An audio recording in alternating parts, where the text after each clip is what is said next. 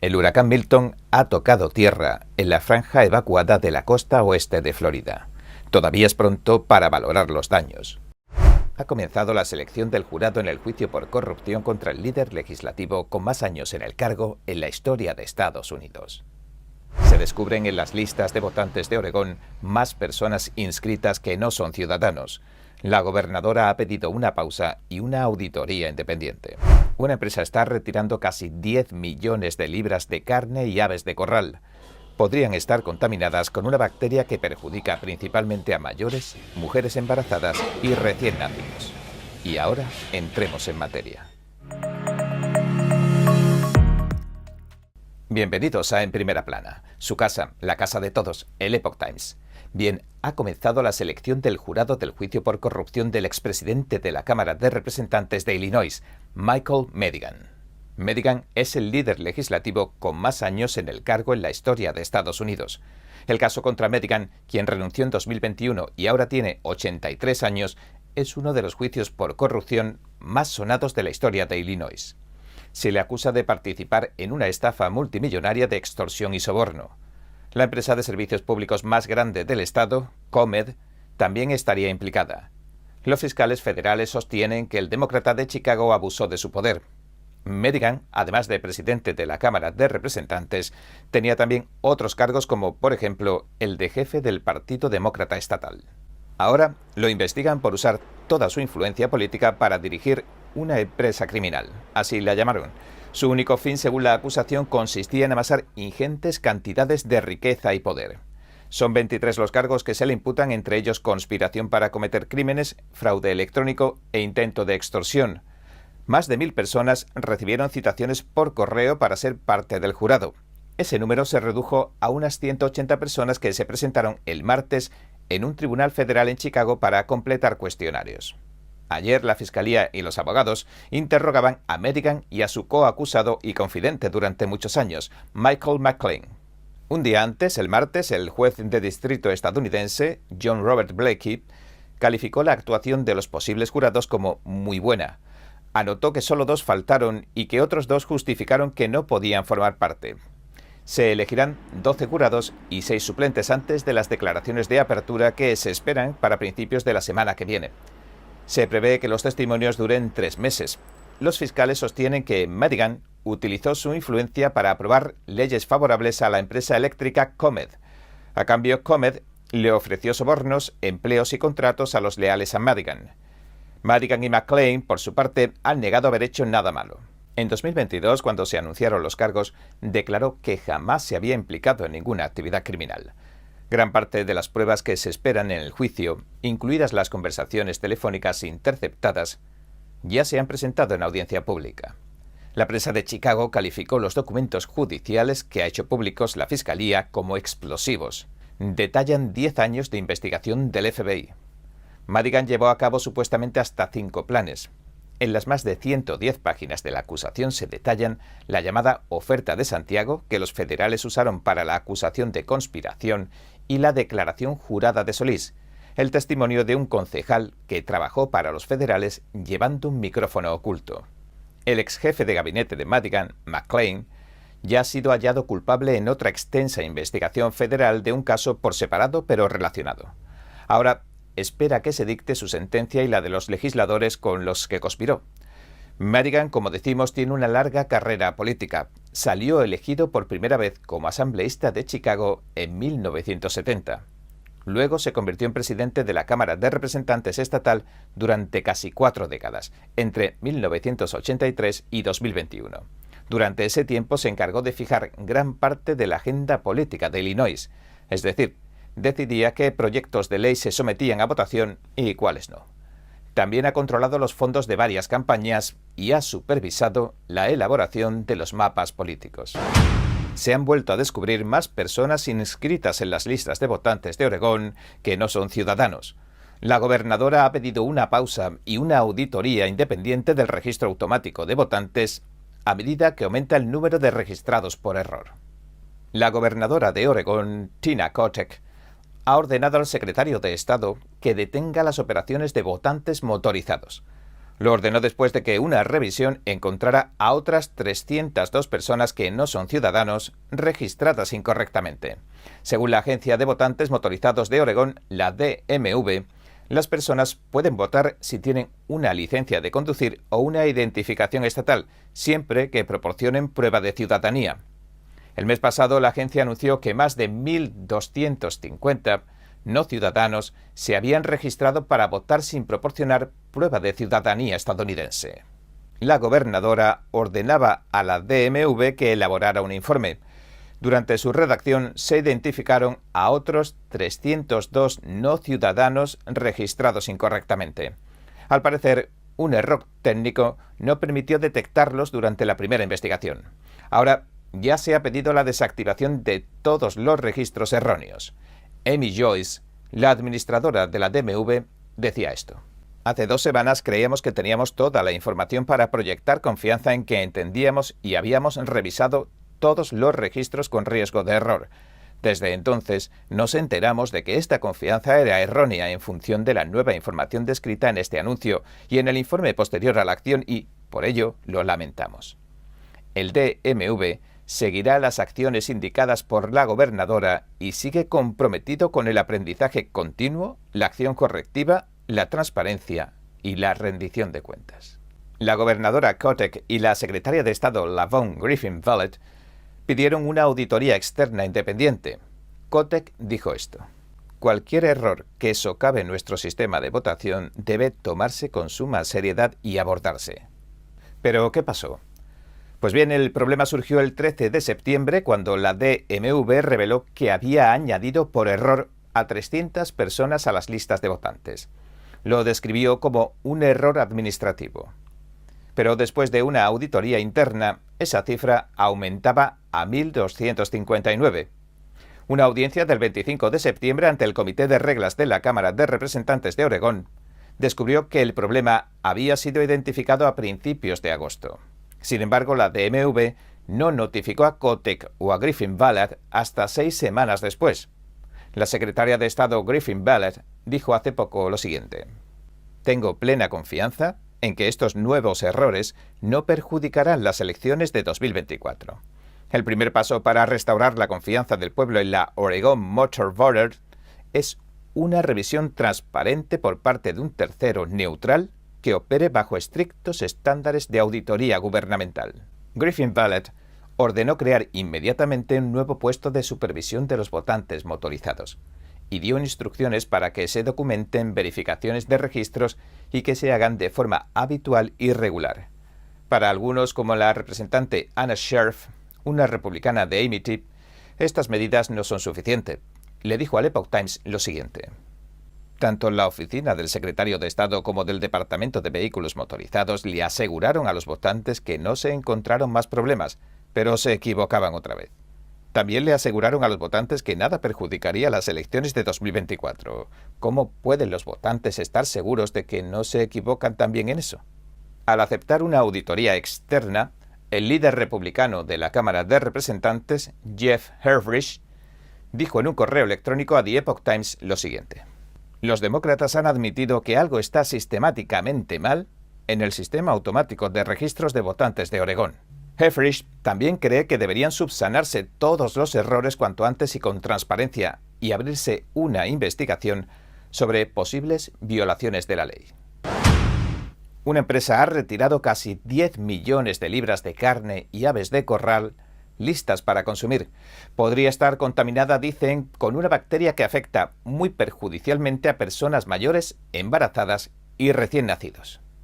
La empresa es Brucepack, de Oklahoma, y está retirando millones de libras de productos cárnicos de todo Estados Unidos. Según las autoridades, la bacteria que provoca la listeria puede haberlas adulterado. En el comunicado del Servicio de Inspección y Seguridad Alimentaria, el FSIS, se lee lo siguiente: el consumo de alimentos contaminados con Listeria monocytogenes puede causar listeriosis, una infección grave que afecta principalmente a adultos mayores, personas con sistemas inmunológicos debilitados y mujeres embarazadas y sus recién nacidos. Con menor frecuencia se ven perjudicadas personas fuera de estos grupos de riesgo.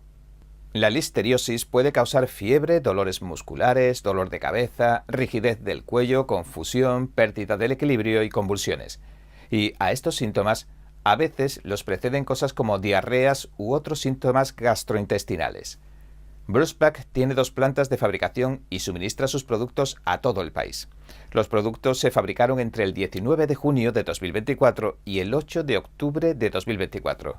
Se enviaron a distribuidores y otros establecimientos y, finalmente, se vendieron a restaurantes e instituciones. Los artículos retirados del mercado tienen los números de establecimiento 51205 o P-51205. Están impresos dentro o debajo de la marca de inspección de agricultura del USDA. Hasta el momento no se han reportado reacciones adversas según el anuncio. Al mismo tiempo, se aconseja a las personas que les preocupe enfermarse que se pongan en contacto con un proveedor de atención médica. El riesgo de contaminación se descubrió cuando las autoridades realizaban pruebas rutinarias. Entonces, la agencia dijo esto. Al FSIS le preocupa que algunos productos puedan estar disponibles para su consumo en restaurantes, instituciones y otros establecimientos. Estos otros establecimientos pueden haber utilizado carnes y aves de corral afectadas en productos listos para el consumo que pueden estar en los estantes de las tiendas o en los refrigeradores o congeladores de los consumidores. Por eso se pidió a los restaurantes, instituciones y otros establecimientos que ni sirvan ni empleen estos productos. Ruega que se desechen o se devuelvan a donde se compró. En julio, Boar's Head Provisions, con sede en Virginia, retiró del mercado todos sus productos de embutidos, más de 200.000 libras. Una libra equivale a algo menos de medio kilogramo. La empresa luego retiró 7 millones de libras más de sus productos. Ese mismo mes, Al-Safa US LLC retiró más de 2.000 libras de productos de pollo congelados listos para comer, importados por amenaza de listeria también. De hecho, la listeria conlleva ciertos peligros. Según los Centros para el Control y la Prevención de Enfermedades, los CDC, la listeria es la 3ª causa de muerte en Estados Unidos en cuanto a las enfermedades transmitidas por los alimentos. Alrededor de 1.600 estadounidenses se infectan con listeria cada año y 260 mueren. Más de la mitad de los infectados son personas de 65 años o más. Las autoridades también dicen esto. A medida que envejecemos, el sistema inmunitario tiene más dificultades para reconocer y eliminar los gérmenes dañinos, incluida la listeria. También tenemos menos ácido estomacal, lo que puede ayudar a matar los gérmenes. Los adultos mayores con infección por listeria casi siempre deben ser hospitalizados. Lamentablemente, 1 de cada 6 adultos mayores con esta infección muere. Y según los CDC, 1 de cada 25.000 mujeres embarazadas se infecta con el patógeno cada año. Incluso si la madre no se siente enferma por la infección, la listeria puede transmitirse al bebé y causarle daño.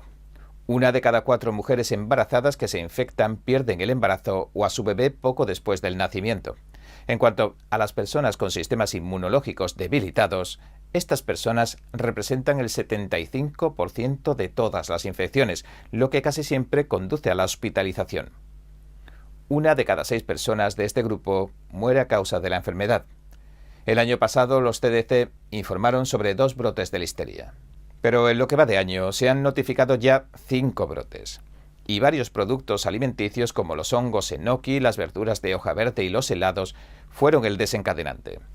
La agencia recomienda a las personas elegir alimentos más seguros para prevenir la infección por listeria.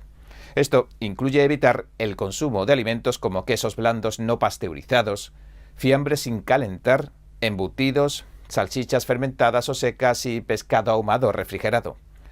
Los CDC subrayan que elegir alimentos más seguros es especialmente importante, dicen, si usted o alguien para quien cocina tiene un mayor riesgo de contraer una infección por listeria. El huracán Milton azotará Florida el miércoles. La Casa Blanca ha pedido a quienes se encuentren en su trayectoria que se preparen de inmediato y sigan las directrices oficiales. Esto podría salvarles la vida, advierte la secretaria de prensa Jean-Pierre. Florida ya ha declarado el estado de emergencia por catástrofe, mientras el gobernador Ron DeSantis anuncia que se establece un campamento base en el estadio Tropicana Field. Tendrá una capacidad de 10.000 personas y dará apoyo a las operaciones y a los equipos de emergencia. The time to prepare is right now. El momento de prepararse ha llegado, insiste la portavoz. Jean-Pierre también pide que se visite la web ready.gov o que se descargue la aplicación de la Agencia Federal de Gestión de Emergencias, la FEMA, para saber cómo organizarse. Hoy profundizaremos en cuestiones que también acaparan la atención de todo el país. Nos enfocaremos en el inicio de las sesiones del nuevo ciclo 2024-2025 del Tribunal más alto de la Nación, la Corte Suprema. Y en 6 de los asuntos que conviene tener muy presentes durante este ciclo. Y ahora, entremos en materia. Bienvenidos a En Primera Plana, su casa, la casa de todos, el Epoch Times. Bien, este año que entra, el Tribunal Supremo tendrá que afrontar otra ronda de casos candentes, y sus resultados pueden cambiar, y mucho, los derechos de los estadounidenses. Es verdad que se deja atrás un año de intensas deliberaciones en casos polémicos y cuestiones que no se abordaban desde hacía mucho tiempo. Pero este año promete ser más de lo mismo. La Corte ya ha aceptado peticiones de temas polémicos como el género, las armas fantasma, la inmigración, la pornografía y los cigarrillos electrónicos. El periodo de sesiones 2024-2025 ha comenzado. A las nuevas cuestiones jurídicas se podrían sumar las cuestiones jurídicas del periodo anterior. Y con esta combinación, amasarse un veredicto para los nuevos casos, como veremos. Y ahora, empecemos. ¿Trump regresa a la Corte Suprema? Hace relativamente poco, llegaban a la Corte varios casos del expresidente Donald Trump. Y se vieron fallos históricos sobre la inmunidad presidencial. Y también sobre la cláusula de descalificación de candidatos presidenciales que recoge la 14ª enmienda. El fallo sobre la inmunidad del caso Trump contra Estados Unidos sostiene que los presidentes gozan de distintos niveles de inmunidad si se les quiere procesar penalmente. Ese fallo surgió de una apelación que Trump presentó en el caso que le acusan de interferencia electoral. La acusación parte del abogado especial Jack Smith del circuito de D.C.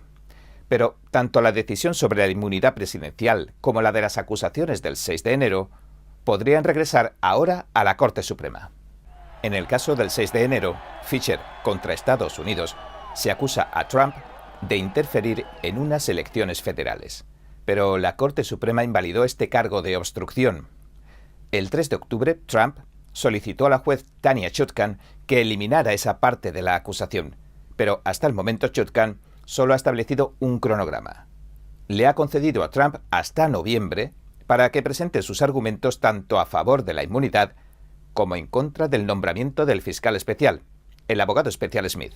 Tras los veredictos de la Corte en cuya aplicación discrepan Trump y Chutkan, el fiscal Smith reformó la acusación. Si el Tribunal de Apelaciones le da la razón a Chutkan, Trump posiblemente apele ante el Supremo este expediente nuevo. Se espera también que Trump presente una moción en un tribunal de Washington, D.C., argumentando que el nombramiento del fiscal especial Jack Smith fue ilegal. La juez de distrito Aileen Cannon ya ha determinado que se nombró a Smith sin autorización alguna y desestimó el caso de los documentos que se encontraron en el allanamiento del domicilio de Trump en Florida. Pero su fallo no es vinculante en el circuito de Washington, D.C., donde existe un fallo previo en sentido contrario.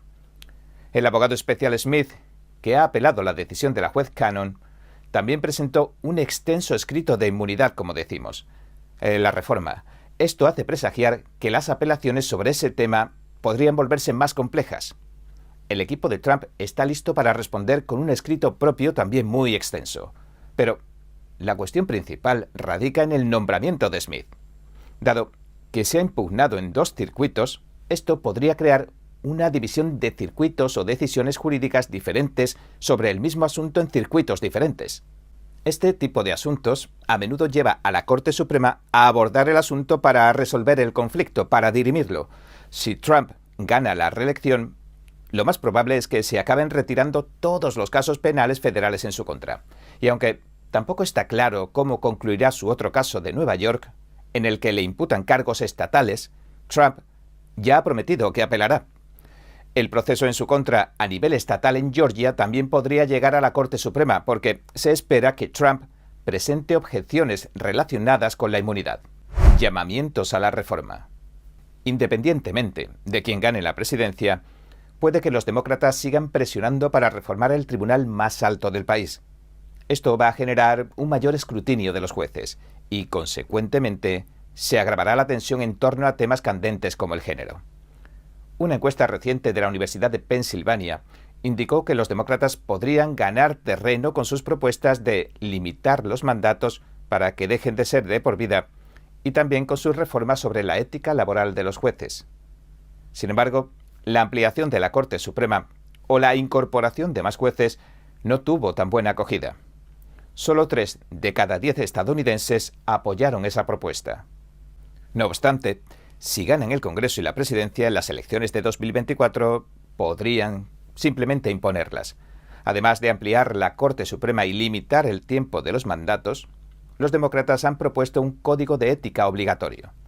Si bien es cierto que la Corte ya implementó su propio código de ética en 2023, recibió críticas por no incluir un mecanismo para aplicarlo con efectividad. Desde entonces, los jueces Ketanji Brown Jackson y Elena Kagan han apoyado algún tipo de aplicación de normas éticas. Sin embargo, no está claro cómo podría decidir el tribunal en su conjunto sobre algo así. El juez Samuel Alito, que ha sido objeto de las preocupaciones éticas de los demócratas, dijo anteriormente al Wall Street Journal lo siguiente: ninguna disposición de la Constitución le concede al Congreso la autoridad para regular la Corte Suprema y punto. Reformar la Corte Suprema podría resultar más difícil que las otras reformas que propone el Congreso.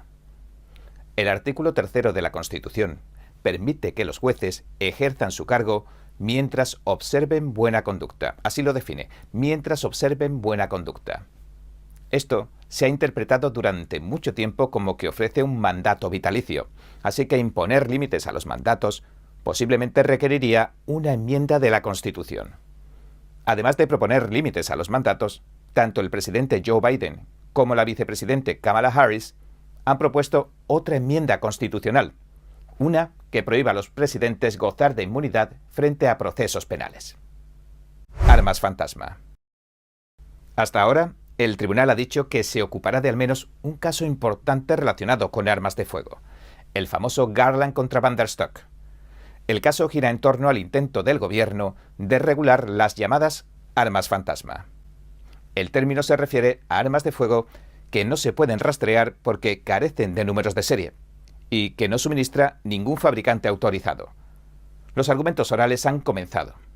Meses antes, la Corte Suprema emitía su decisión sobre los bump stocks, que son armazones o añadidos que aumentan la velocidad de disparo. El Departamento de Justicia, a través de la ATF, ha interpretado leyes de hace décadas que prohibían ciertos productos para prohibirlos ahora. Pero para una mayoría de los jueces, 6-3, la ATF se excedió en sus obligaciones. Pese a la decisión del Supremo, el Procurador General expresó particular preocupación porque las armas fantasma, como se las llama, no llevan números de serie porque cada cual las construye por piezas. Además, esto hace difícil rastrearlas, por supuesto. Y también habló de los menores. Dijo, citando un artículo del Washington Post, lo siguiente: los menores, en particular, han descubierto la facilidad con la que pueden adquirir las piezas para una pistola fantasma y han estado comprando, construyendo y disparando las armas caseras con una frecuencia alarmante. Van der Stok y el resto de acusados le dijeron a la Corte que la definición que hace la ATF no tiene ninguna lógica y que la agencia está intentando regular los artículos que no son. El tribunal acaba de empezar a anunciar los casos que está aceptando. Esto significa que hay muchos más casos, incluidos casos relacionados con armas como las llamadas de asalto, que podrían decidir escuchar. La segunda enmienda. El 4 de octubre la Corte Suprema también aceptó las reclamaciones del gobierno mexicano. Este denuncia que las empresas de armas estadounidenses habían incurrido en prácticas comerciales que beneficiaban a los cárteles en México. Por ejemplo, algo como que no imponen ninguna prohibición en sus ventas. Un tribunal de distrito falló en contra de México, pero esa decisión fue revocada posteriormente en el primer circuito. Ahora, las empresas de armas han apelado ante la Corte Suprema. Pornografía y cigarrillos electrónicos. La salud pública juvenil aparece en otros dos casos importantes. Uno sobre la negativa de la Administración de Alimentos y Medicamentos, la FDA, a aprobar los cigarrillos electrónicos saborizados. Y otro contra la ley de Texas, que requiere la verificación de la edad en sitios pornográficos. Ambos casos han llegado a la Corte de Apelaciones de Estados Unidos para el Quinto Circuito. Después la Corte Suprema dijo que se ocuparía de ambos casos, aunque no se han anunciado las fechas de los argumentos orales. En el caso de la pornografía, el fiscal general de Texas, Ken Paxton, ha acusado a la industria de tratar de acaparar a los menores en su audiencia. La Free Speech Coalition, una asociación comercial de empresas de entretenimiento para adultos, describió la ley de Texas como invasiva y con importantes peligros para la privacidad de los consumidores adultos. Así la definió. Aunque no está claro cómo se resolverán los dos casos, a día de hoy, 20 estados han aprobado leyes que exigen la verificación de edad para las plataformas pornográficas. La decisión de la Corte podría cambiar la forma en que los tribunales inferiores tratan las prohibiciones de la pornografía si se acabara considerando dentro del rango de la libertad de expresión.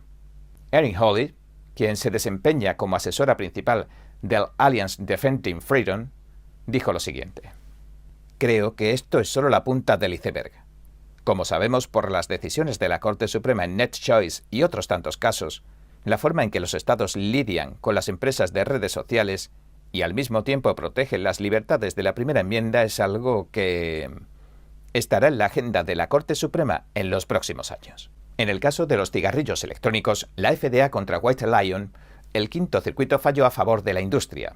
Ahora, el tribunal dice que aceptaría otro caso de cigarrillos electrónicos del Quinto Circuito, esta vez cuestionando si un fabricante se equivocó en la forma en que presentó su demanda contra la FDA. El género. En el periodo 2023-2024, la Corte Suprema abordó muchos temas polémicos, pero parecía decidida a dejar uno en particular, el género, para otro periodo. Este verano los jueces dieron el esperado paso de abordar un caso sobre género que toca varios aspectos de la ley federal. En ese caso, los Estados Unidos contra Schmetti, la administración Biden quiere que Tennessee deje de prohibir los procedimientos de transición de género para menores. La administración sostiene que es una forma de discriminación que viola la cláusula de protección igualitaria. Es probable que el caso siente un precedente constitucional importante y sea uno de los más observados en el próximo periodo. Pero también representa una oportunidad para que el tribunal y sus diversos jueces aclaren sus posturas, las posturas que adoptaron en un caso similar, Bostock y Clayton County de 2020. En ese caso, el juez Neil Gorsuch se unió a la mayoría del tribunal. Sostuvieron que la discriminación laboral basada en la orientación sexual y la identidad de género violaba la prohibición del título séptimo sobre la discriminación por sexo. Su decisión se basó en la idea de que la discriminación basada en la orientación sexual o la identidad de género se basaba en última instancia en el sexo. Esa decisión ha jugado un papel en las decisiones de tribunales inferiores sobre procedimientos médicos relacionados con el género. También en litigios sobre el título 9 o el Estatuto de Derechos Civiles que prohíbe la discriminación basada en el sexo en la educación. A principios de este año, la administración Biden provocó una avalancha de demandas. Lo hizo después de aprobar una norma del Departamento de Educación. La norma interpreta el título 9. Dice que se aplica tanto a la orientación sexual como a la identidad de género que cada cual prefiera. Los conservadores han argumentado que, al hacerlo, se obliga erróneamente a las mujeres a competir con los hombres en deportes y a que compartan espacios como los vestuarios. En agosto, el tribunal se negaba a abordar el tema y a desbloquear de emergencia la norma que habían bloqueado previamente los tribunales inferiores. Los conservadores también han pedido que el tribunal se ocupe de otros dos casos del título 9 originados en Idaho y Virginia Occidental. Cualquiera que sea la decisión del tribunal, podría afectar la forma en que el sistema jurídico estadounidense considera el género y tendría repercusiones en una amplia gama de contextos. Bienvenidos a En Primera Plana, su casa, la casa de todos, el Epoch Times. Bien, acaban de detener a un afgano que planeaba realizar un atentado el 5 de noviembre de 2024, el día de las elecciones en Estados Unidos. Pero antes, lo último sobre el devastador huracán Milton, que se dirige a Florida. Se espera que toque tierra a última hora de hoy. If you can leave, leave. Please, just go. Si pueden irse, váyanse, por favor, tan solo márchense, advierte esta vecina de Tampa, una de las zonas evacuadas. We have our family, we have God, and that's all we need to make it no matter where. Tenemos a nuestra familia y a Dios, es decir, todo lo necesario para salir adelante, dice este otro vecino. Este es el aspecto que mostraba la Interestatal 75 a su salida de la costa oeste la tarde de ayer. Milton es el segundo huracán que golpea Florida en cuestión de 2 semanas. Los floridanos aceleran también la retirada de los escombros que dejó el huracán Helen para que los fuertes vientos no los conviertan en proyectiles. This one coming out, Milton, I'm a little bit nervous because I went through Katrina and Estoy un poco nervioso por el que llega, Milton, porque pasé por el Katrina, dice este vecino. Calles vacías y escombros esperan que Milton azote con fuertes vientos e inundaciones la densamente poblada costa oeste de Florida. Los residentes curtidos en huracanes aseguran que no se veía algo tan fuerte desde hace mucho tiempo. Esta podría ser la peor tormenta que azote Florida en más de un siglo, advierte el presidente Biden. Aunque los dos huracanes se han producido con poco tiempo de diferencia y ahora queda un mes para las elecciones, no se han producido cambios significativos en la rutina electoral. Tan solo el evento de preguntas y respuestas de Trump con la comunidad latina programado para ayer en Florida se ha retrasado una semana, hasta el miércoles 16 a las 10 de la noche, hora del este. Aquí les esperamos. En los estados más afectados por el huracán Helen, Florida, Georgia y Tennessee, se ha cerrado el plazo de registro de votantes tal y como se había previsto. En Carolina del Sur se ha ampliado del 6 al 14 de octubre. Y en Carolina del Norte la fecha límite se mantiene el 11 de octubre. Aunque durante el periodo de votación anticipada, del 17 de octubre al 2 de noviembre, los votantes también podrán registrarse en persona. En los 25 condados de la zona de desastre del oeste de Carolina del Norte también se prevén cambios. Hoy mismo se debatirán en asamblea posibles ajustes. Evaluarán si se concede permiso y dinero a las zonas de desastre para que se reubiquen los centros de votación, si se deben crear nuevos centros de votación de emergencia o si se debe ampliar tanto la fecha límite de inscripción de votantes del 11 de octubre como la fecha límite del día de las elecciones. La idea, según dicen, es ampliar el plazo para que les dé tiempo a las personas a enviar las papeletas de votación por correo, a devolverlas. El portavoz de la Junta Estatal de Elecciones de Carolina del Norte, Patrick Cannon, informa de que de las 40.000 papeletas por correo que han hecho llegar a los votantes, ni siquiera han recibido de vuelta 1.000. Y la noticia de última hora que prometíamos: han arrestado a un hombre afgano en Oklahoma City porque supuestamente planeaba un atentado terrorista el día de las elecciones. El hombre, Nasir Ahmad Tawhidi, de 27 años, vive en Oklahoma City. Llegó a Estados Unidos en 2021 con una visa especial de inmigrante y estaba planeando el ataque en nombre del Estado Islámico, según la acusación del Departamento de Justicia. El programa de visas especiales de inmigrantes admite hasta 50 personas al año. Solo está disponible para personas que trabajaron con las Fuerzas Armadas estadounidenses o bajo la autoridad del jefe de misión como traductor o intérprete en Irak o Afganistán. Pero la acusación no indica si Tawhidi trabajó también como traductor o intérprete en Afganistán o qué. El sospechoso buscó en Internet, eso sí, información sobre cómo acceder a las cámaras de la capital, Washington, D.C., y sobre los estados que no exigían licencia para conseguir un arma de fuego. También visitó las cámaras web de la Casa Blanca y el monumento a Washington. Tawhidi y su cuñado, un menor de edad, han sido ya arrestados. Se reunieron sin saberlo con agentes del FBI para intentar comprarles 2 rifles AK-47 y municiones. En su entrevista posterior a su arresto dijo que planeaba un atentado contra grandes concentraciones de personas y que esperaban morir autoinmolados como mártires. El fiscal general de Estados Unidos, Merrick Garland, dijo en un comunicado lo siguiente: seguiremos combatiendo la amenaza constante que ISIS y sus partidarios representan para la seguridad nacional de Estados Unidos e identificaremos, investigaremos y procesaremos a los individuos que buscan aterrorizar al pueblo estadounidense. Parece ser que asistimos a un resurgimiento de la organización militante Estado Islámico, o ISIS, que ya había matado y ejecutado a miles de personas inocentes en su cruzada religiosa extrema antes de que el presidente Trump, durante su mandato, la aniquilara. Continuando ya en Estados Unidos, las encuestas muestran una carrera reñida entre Donald Trump y Kamala Harris en los 7 estados que probablemente determinen el resultado final. En Georgia, uno de estos, se celebró una junta electoral el martes para sopesar si se han cometido violaciones electorales y efectuar, en consecuencia, cambios en las reglas. En septiembre se votó y el recuento de los votos en noviembre se hará de forma manual. El proceso electoral recibió muchas críticas, recordemos, en las pasadas elecciones.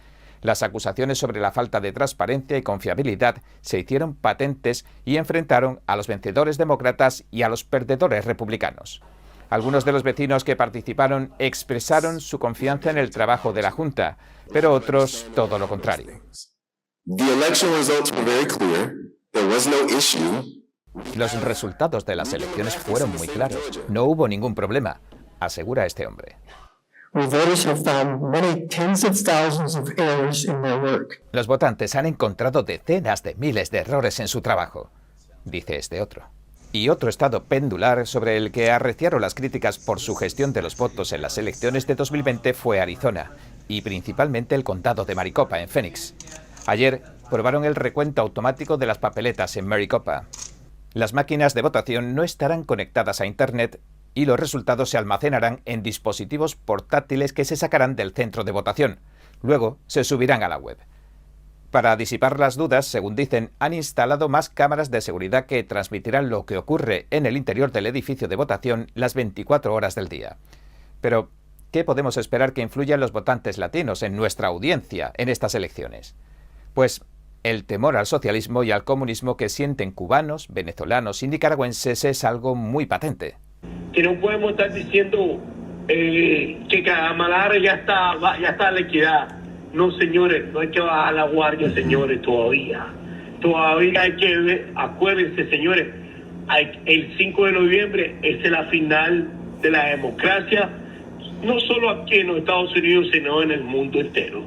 Señores, no dejemos de ver la guardia, no dejemos que ella esté liquidada, sino hay que ver el 5 de noviembre, esa es la democracia que vamos a esperar. Muchas gracias. A ver, las malas políticas que terminan oprimiendo a los pueblos, hoy en día hay figuras que son carismáticas, que tienen un lenguaje y un léxico profundo, amplio, que se venden como bonachones, pero en realidad el contraste o la agenda política que traen pues es igual comparativa a esas figuras donde la gente tuvo que abandonar sus países. Tal vez la gente joven que nació en este país, la gente que no ha tenido que emigrar en los años recientes de estos regímenes, pues le parece que eso aquí no va a pasar, que es una utopía. Entonces, cuando uno toma las llamadas y escucha a gente que por la voz parece que es gente mayor, ellos sí tienen todavía el recuerdo vivo de lo que fue esas políticas terribles de opresión. Dice César Grajales de la conservadora Radio Poderosa de Florida.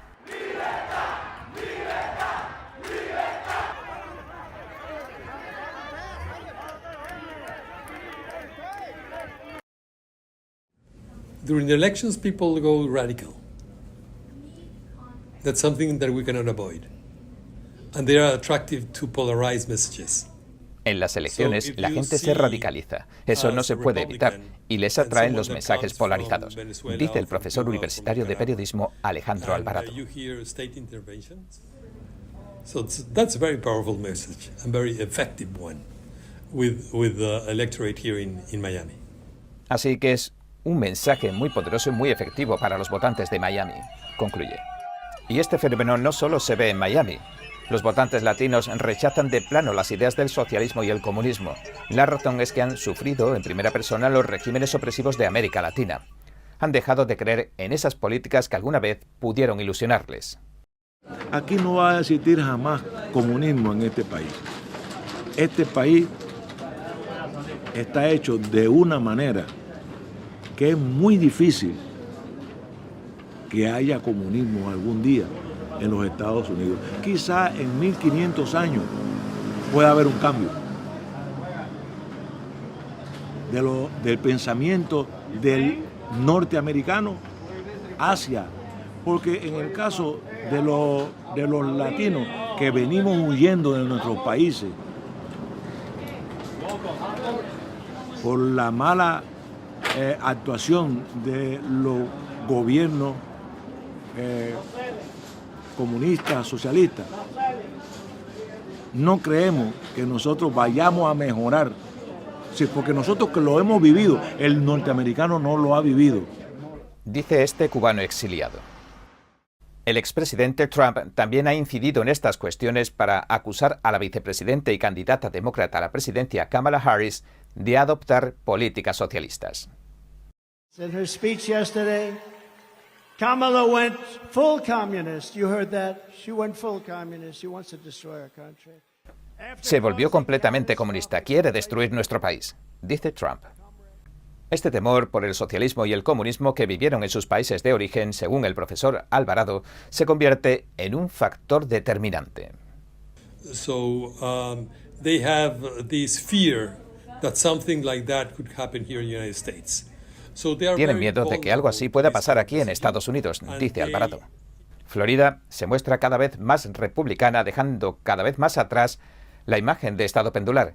En 2020, Trump ganó Florida por más de 3 puntos porcentuales, que es un margen significativo en un estado por el que antes se competía. Su apoyo entre los votantes latinos, particularmente en el sur de Florida, jugó un papel crucial en su victoria.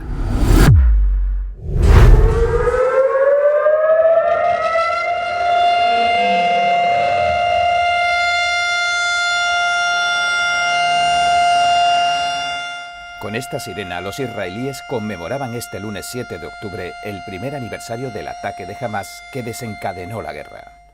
Y en estos momentos todo indica que podría desatarse un conflicto mucho mayor en Oriente Medio. Mientras tanto, en Estados Unidos resta solo un mes para las elecciones presidenciales. Varios expertos nos revelan la serie de factores que probablemente decidirán el ganador. Los cuerpos de emergencia de Florida se preparan para la mayor evacuación en años. El huracán Milton se dirige hacia grandes núcleos de población. Hoy acabaremos nuestro viaje en el Festival de Fuegos Artificiales de Seúl. Y ahora entremos en materia.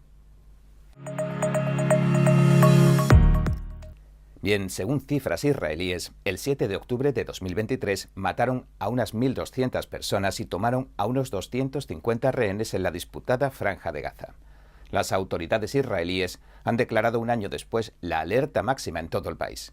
Anticipan, dicen, posibles ataques palestinos por el aniversario. Y ahora, la situación en Oriente Medio se complica.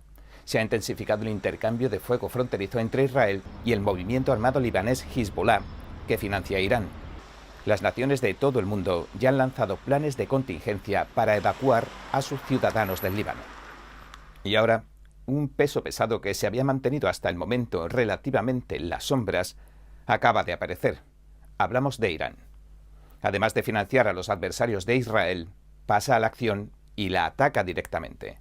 Ha logrado traspasar su escudo antimisiles tras lanzar más de 200 misiles balísticos contra las ciudades de Tel Aviv y Jerusalén.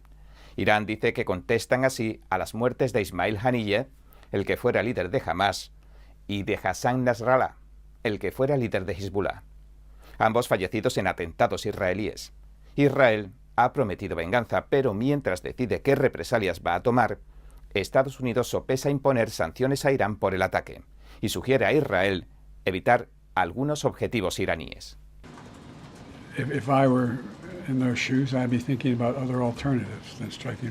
Pensaría en algo que no fuera atacar los yacimientos petrolíferos, dice el presidente Biden. De acuerdo a Reuters, hoy algunos cohetes de Hezbollah, procedentes del Líbano, alcanzaron un cruce de carreteras y varios edificios de Haifa, la tercera ciudad más grande de Israel.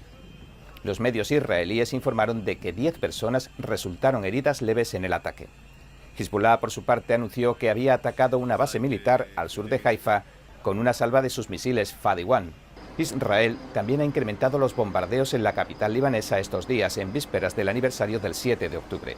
Este domingo, 6 de octubre, lanzaba su mayor bombardeo sobre Beirut, desde que se intensificara su campaña contra el grupo Hezbollah el mes pasado. Es decir, Israel lucha en la Franja de Gaza contra el grupo Hamás, al que varios países califican como terrorista. Al mismo tiempo lleva a cabo una incursión terrestre en la frontera que comparte con el Líbano. Su objetivo sería neutralizar a un segundo grupo considerado internacionalmente como terrorista llamado Hezbollah.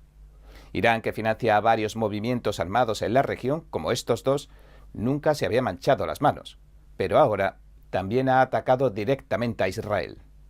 Lamentablemente, la escalada de violencia no se detiene ahí, ya que la región entera se ha desestabilizado. Pero, por el momento, no se trata de una guerra a gran escala, ya que cada país tiene unos intereses muy focalizados. Sus motivos son distintos. Irán ahora también ha lanzado cohetes sobre Pakistán, provocando víctimas mortales, entre ellos algunos niños. Y Pakistán, ha respondido con otro bombardeo que ha dejado 9 muertos, entre ellos 4 niños. También en Siria, en Yemen y en Jordania se viven momentos convulsos. El sur de Siria registraba un ataque aéreo que dejaba una decena de fallecidos. Se considera como presunto atacante a Jordania. Las operaciones en Gaza del ejército israelí se suceden una tras otra. La alianza de estadounidenses e ingleses también atacó a los rebeldes hutíes que luchan por el poder en Yemen. Todos estos factores han convertido Oriente Medio en un polvorín a punto de estallar. La incertidumbre es tanta que, según los expertos, cualquier cosa puede suceder. Pero, ¿qué está pasando realmente? Pues la respuesta la encontramos en el pasado, en viejas cicatrices que nunca cerraron. Ahora, la guerra entre Hamás e Israel ha reabierto esas heridas. Hablamos del aparentemente irresoluble conflicto palestino-israelí, de las guerras civiles entre facciones en Siria y Yemen, y de las tensiones entre pueblos como el kurdo y el baluchí, que enfrentan a Irán, Irak, Siria y Turquía contra una parte del mismo Irán, Pakistán y Afganistán. A día de hoy, ya son más de una decena de países los que se ven involucrados en esta espiral de violencia. Y con cada ataque y cada respuesta se escalan los enfrentamientos. Los bombardeos y ataques incluso se han llegado a convertir en una práctica rutinaria, mientras se cuentan por centenares de miles los desplazados. El líder de Hamás en el exilio ha hablado con Reuters un año después del 7 de octubre. Dijo que el objetivo de Israel en su conflicto contra Hezbollah en el Líbano es destruir el proyecto nuclear iraní, y que para ello cuenta con la financiación, la colaboración y las armas de Estados Unidos. لا شك أن 7 أكتوبر محطة مهمة في تاريخ الصراع مع الاحتلال الإسرائيلي. Israel es un enemigo y un cuerpo extraño en la región y debe abandonarla, dice Khaled Meshal. Harris y Trump encaran la recta final. A solo 30 días de las elecciones, las campañas de la vicepresidente Kamala Harris y el expresidente Donald Trump intensifican sus esfuerzos. Se prevé que esta sea una de las elecciones más reñidas de la historia reciente. Y hoy analizamos los factores que podrían decidir quién se convertirá en el próximo presidente. Ya se ha dado el pistoletazo de salida a la votación anticipada en varios estados. Las papeletas de voto por correo empiezan a llegar. La carrera entre ambos candidatos se ha vuelto frenética. El objetivo es captar el apoyo de los votantes. Las encuestas muestran una contienda muy reñida. Harris lidera por un estrecho margen en promedio, pero Trump se ha acercado mucho en los estados clave. Los expertos advierten que la participación electoral será crucial. En 2020 la participación alcanzó un récord del 66%. Sin embargo, en 2016 ese número era 7 enteros menos, era un 59%. Pero, ¿quién sacará más beneficios de una alta participación? Esa es una gran incógnita. Hablamos con Jacob Niesel, profesor de Ciencias Políticas de la Universidad de Buffalo. Nos dijo que las métricas, el gasto en publicidad, la apertura de oficinas y el apoyo en el terreno son fundamentales. Sin embargo, la suerte también jugará un papel importante en este ciclo. Las encuestas muestran un panorama complicado. En estados como Michigan, Wisconsin y Pensilvania, las cifras indican una carrera cerrada. Según el profesor Daniel Hopkins, hasta obtener muestras representativas se ha vuelto un desafío en este clima político. En cuanto al gasto en publicidad, los demócratas han reservado $301 millones en los últimos 30 días, mientras que los republicanos han asignado 184 millones. A pesar de todo, Harris enfrenta el reto de ser menos conocida que sus predecesores, lo que podría perjudicarla. En el ámbito de las campañas sobre el terreno, Trump ha abierto más de 300 oficinas en los estados en disputa. Harris tiene aproximadamente 238. Si, como se espera, la estrategia de movilización resulta siendo clave, esto podría influir en la participación también. Además, hay factores de incertidumbre. Las llamadas sorpresas de octubre, así como revelaciones inesperadas, podrían cambiar el rumbo de las elecciones. La relación de Harris con Trump y la forma en que se percibe su candidatura también serán determinantes. A medida que se acerca el día de las elecciones, ambos candidatos se esfuerzan en atraer a los votantes indecisos porque podrían decidir el resultado. Esta semana programaron ambos, tanto Trump como Harris, eventos de preguntas y respuestas para la comunidad latina, que vamos a cubrir, por cierto, los compañeros del Epoch Times en español. Lamentablemente, ayer mismo nos informaron de que debido al huracán Milton, se retrasa el evento de Trump hasta el día 16. Florida se prepara para el impacto del huracán Milton. Puede desencadenar la mayor operación de evacuación desde hace 7 años. Este fenómeno meteorológico y sus posibles efectos han atraído la atención de todo el país. El huracán Milton se encuentra en el Golfo de México con vientos sostenidos de hasta 90 millas por hora. Se espera que toque tierra en la costa del Golfo de Florida el miércoles como un huracán de categoría 3. Las autoridades están en alerta ya que la marejada ciclónica podría superar los efectos del huracán Helen. Este causó devastación en la región hace escasos 10 días. El Centro Nacional de Huracanes informa que Milton podría traer hasta 30 centímetros de lluvia en algunas áreas. Esto provocará inundaciones en calles y vías fluviales. El gobernador Ron DeSantis ha subrayado la importancia de limpiar los escombros que dejó Helen y ha declarado el estado de emergencia en 51 condados. Hablamos con Kevin Guthrie, director de la División de Gestión de Emergencias de Florida. Nos dijo que estaban preparados para la evacuación más grande desde el huracán Irma en 2017 y que la seguridad de los floridanos es su mayor prioridad.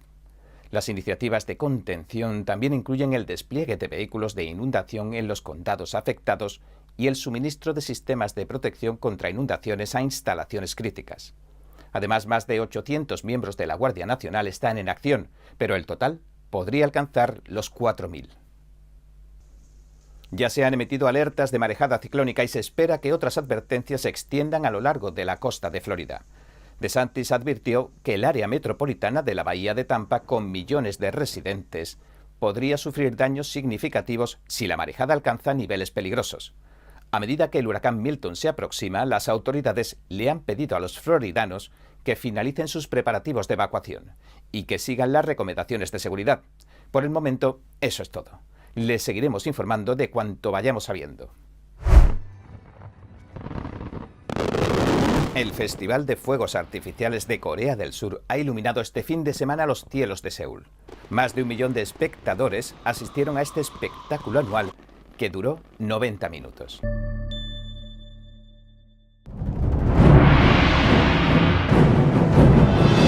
Un espectáculo verdaderamente revelador para todos y cada uno de nosotros. Es lo que has estado esperando. Ven a verlo al menos una vez en la vida. Shen Yun, una nueva producción cada año. La vicepresidente Kamala Harris participó en el Town Hall presidencial de Univision en Las Vegas. Con esta iniciativa buscaba ganarse a los votantes latinos indecisos, quienes podrían tener una influencia significativa en las próximas elecciones. El huracán Milton tocó tierra en Sarasota como una tormenta de categoría 3, generando una cifra récord de tornados. Sin embargo, los vientos y las inundaciones que han dejado a millones sin electricidad resultaron menos dañinos de lo esperado. Y ahora, entremos en materia. Bien, la noche de ayer, Harris buscó el apoyo de los votantes latinos indecisos. Respondió preguntas sobre política sanitaria, inmigración, inflación, derecho al aborto y la respuesta del gobierno federal a los recientes huracanes.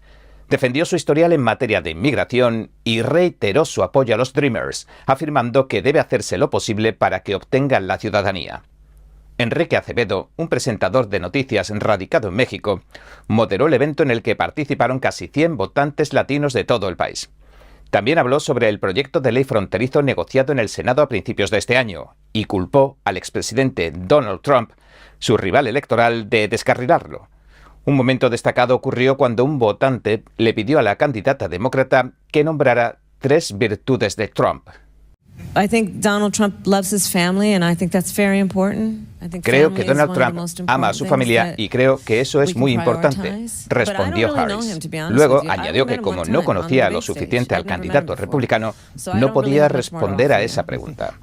En otro momento destacado, un votante indeciso expresó su frustración por la forma en que el presidente Joe Biden abandonaba la carrera y cuestionó cómo Harris se convirtió en la candidata del partido sin atravesar el proceso ordinario ni salir elegida en las primarias.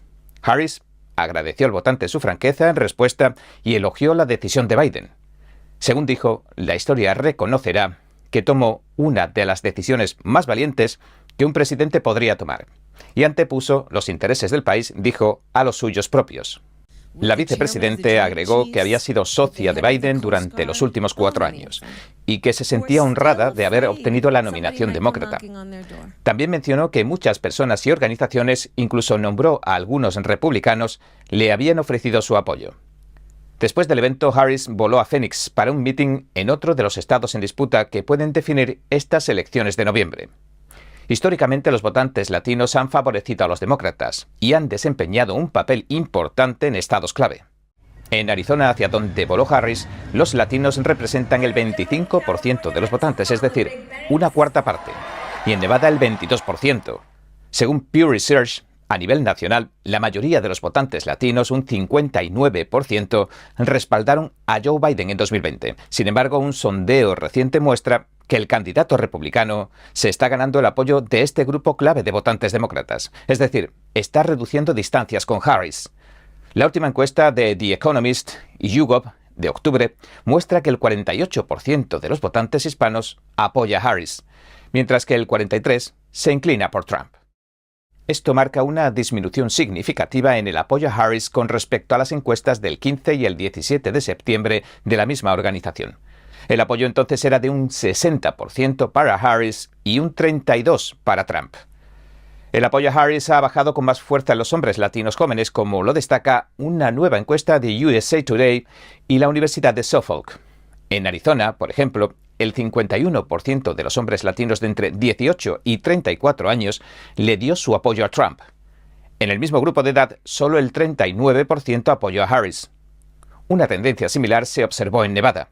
El 53% de los hombres latinos de entre 18 y 34 años favoreció a Trump en comparación con el 40% que apoyó a Harris. Univision anunció que organizaría otro foro abierto de preguntas y respuestas de la comunidad latina con el expresidente Trump en Miami el 16 de octubre. Según se informa, la campaña de Trump prefirió Miami, hogar de una gran población de cubanoamericanos. La cadena en español ya ha anunciado que no verificaría los datos que empleen los candidatos en el escenario durante estos cabildos abiertos o town halls. Según la cadena, Harris también participará en el town hall en vivo de CNN el 23 de octubre en Pensilvania. Según el promedio de encuestas de Real Clear Politics, a nivel nacional Harris y Trump se encuentran actualmente en una carrera reñida. El 49,1% indica que votaría por la vicepresidente y el 47,1% expresa su apoyo al expresidente, es decir, 2 puntos porcentuales de diferencia le saca Harris a Trump. Se estima que 36,2 millones de latinos puedan votar este año. Según un estudio del Pew Research Center, se trata de una nueva cifra récord. Desde las elecciones presidenciales de 2020, el número de latinos con derecho a voto ha crecido un 12%. Solo la tasa de asiáticos con derecho a voto adelanta en 3 puntos porcentuales este rápido crecimiento de los votantes latinos. Pero, en cuanto a cifras totales, los latinos representarían un 15% de todos los votantes de Estados Unidos en noviembre. El huracán Milton deja a su paso por Florida víctimas mortales, pero no se cumplieron las peores predicciones. Tras más de una semana de preparación y especulación intensa, el huracán Milton tocó tierra en Florida. Ha dejado a su paso un rastro de daños significativos y tragedias. Hasta el momento se han confirmado al menos 10 muertes relacionadas con la tormenta. Sin embargo, muchos floridanos sienten que el impacto ha sido menos devastador de lo que se esperaba en un principio. Los pronósticos anticiparon que Milton incluso podría llegar como un huracán de categoría 4. La tormenta, en cambio, descendió a categoría 3 y se desvió hacia el sur de Tampa. Aterrizó cerca de Venice el 9 de octubre. Las autoridades locales habían emitido órdenes de evacuación obligatorias en las zonas más comprometidas. Advirtieron sobre marejadas ciclónicas que podrían alcanzar alturas de entre 3 y 4 metros y medio. La alcaldesa de Tampa, Jane Castor, pidió a los vecinos que evacuaran urgentemente. Alertó de que permanecer en las zonas peligrosas podría acarrear consecuencias mortales. Pero, a pesar de las predicciones alarmantes, Milton cambió su trayectoria. Y aunque sus bandas externas generaron tornados en algunas áreas, la marejada ciclónica resultó ser menos fuerte de lo anticipado. En el condado de Sarasota, la altura del agua alcanzó entre 2,5 y 3 metros, en lugar de las alturas máximas pronosticadas. Sin embargo, un tornado en el condado de St. Lucie causó la muerte de 4 personas, subrayando la fuerza destructiva de la tormenta. A la mañana siguiente al paso de Milton, más de 3.200.000 floridanos se habían quedado sin electricidad. Equipos de rescate lograron realizar 105 rescates en todo el estado y más de 80.000 personas se refugiaron en cerca de 300 centros de evacuación. Dean Criswell, administradora de la FEMA, declaró que no se cumplieron los peores pronósticos a medida que se evalúan los daños. En Venice, donde arribó el temporal, muchos vecinos se sintieron aliviados al descubrir que los daños no fueron tan graves como se habían temido. Sin embargo, algunas zonas se vieron particularmente perjudicadas, con techos arrancados y casas inundadas. En Lakeland, los residentes también se sorprendieron al ver que sus hogares no sufrieron daños estructurales significativos a pesar de la intensidad de la tormenta. Scott Zuizi, un residente de Lakeland, expresó que no fue tan malo como esperábamos, dijo, destacando que su casa se mantuvo con electricidad todo el tiempo. El gobernador de Florida, Ron DeSantis, se dirigió a los medios de comunicación asegurando que el estado estaba bien preparado para afrontar la recuperación. Sin embargo, también reconoció que se prevén daños significativos. A medida que las autoridades y equipos de rescate trabajan en la evaluación de daños y restauración de servicios, muchos floridanos se unen en un esfuerzo colectivo para superar la adversidad. Los residentes están trabajando juntos para limpiar los escombros y también para restaurar sus comunidades. Además, se preparan para la temporada de huracanes que, posiblemente, aún no haya terminado. De hecho, no se dará por terminada, al menos oficialmente, hasta el 30 de noviembre. Así que todavía cabe la posibilidad de que azoten el estado futuras tormentas. Ahora, la comunidad se mantiene alerta y solidaria, después del segundo huracán que golpea la región en tan solo 2 semanas. Esperan que la recuperación sea lo más rápida y efectiva posible. En este contexto de desafío y resiliencia, los floridanos demuestran una vez más su capacidad de enfrentar y superar las adversidades. Mientras los daños se evalúan y las reparaciones comienzan, la historia del huracán Milton resuena. Nos recuerdan el poder que poseen las fuerzas de la naturaleza, lo indefenso que queda el ser humano ante tales fenómenos y nos da claras muestras de la importancia que tienen la preparación y la solidaridad en tiempos de crisis. We are heartbroken about the loss of life in Florida, North Carolina, states across the Southwest. La pérdida de vidas en California y Carolina del Norte nos rompe el corazón, dice Obama. El expresidente hizo un apasionado alegato contra Donald Trump y a favor de la vicepresidente Kamala Harris en un campus universitario de Pittsburgh. También le pidió a los jóvenes que participaran en estas elecciones el 5 de noviembre. Obama ha sido un firme partidario de Harris desde que Biden le cediera la candidatura en julio.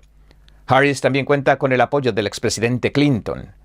El 2 veces presidente demócrata y exgobernador de Arkansas hará paradas en Georgia el domingo y el lunes.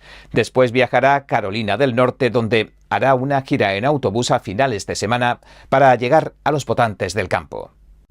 Según uno de sus asesores, el expresidente Obama ya ha ayudado a recaudar $80 millones para la campaña presidencial de Harris de 2024.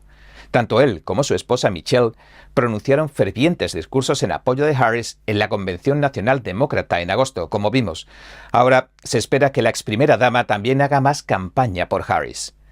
Mientras tanto, la candidata demócrata ha prometido apoyar a las personas afectadas por el huracán Milton. We will be with you every step of the way as you recover and rebuild. Estaremos con ustedes en cada paso del camino mientras se recuperan y reconstruyen, dijo durante su mitin de campaña el jueves en Phoenix, Arizona. Luego informó de que la administración ya había movilizado a miles de funcionarios federales en toda la región y que colaboran con los funcionarios locales y estatales, tanto republicanos como demócratas, para brindar a la gente la ayuda que necesita. Y bueno, hasta aquí nuestro programa de hoy. Por favor, no olvide darle a me gusta, suscribirse y compartir este vídeo con sus amigos y su familia para que todo el mundo pueda conocer los hechos. Gracias por ver En Primera Plana. Nos vemos mañana.